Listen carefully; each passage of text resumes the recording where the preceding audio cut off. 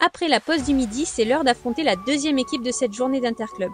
Quelques changements de compo puisque Loïc est aligné en simple homme. Je sais même plus à quand date son dernier match de simple. Et c'est parti! On entame avec le simple dame 2 qui est un point sûr avec Célia. Et le double homme qui s'accroche bien face à une paire solide de R5-R6 pour terminer sur un score de 15-21, 16-21. Dommage. Et voilà le fameux simple homme 1 de Loïc.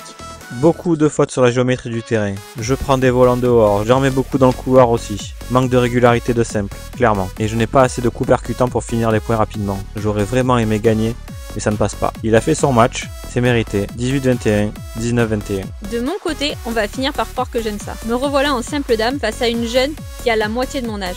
Quoi Je pense pas, mais elle a quel âge? Une adversaire super cool avec qui on arrive même à se faire des batailles de filets en simple. Bon, fini de parler, vous avez vu assez d'images, je l'emporte 21-13, 21-12.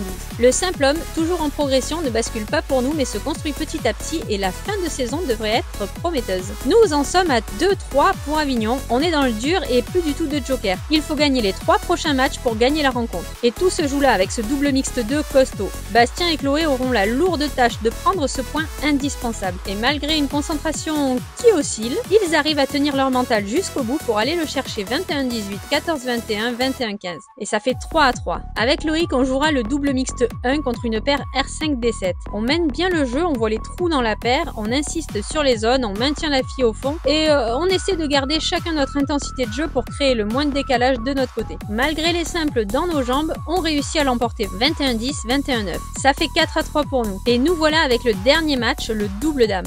Non, ne slidez pas, revenez. Célia et Chloé, bien solides dans leur jeu, construisent par le fond avant de terminer le point bien agressive au fil. Elles nous offrent ce fameux point tant attendu avec une victoire 21-14, 21-17. 5-3 pour l'équipe. Avec cette victoire contre Avignon et le match nul de Port-de-Bouc face à Eurocopter, on se hisse à seulement 2 points du premier, Port-de-Bouc.